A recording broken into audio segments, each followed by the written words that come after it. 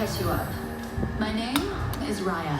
Our lands have been at war for as long as we can remember.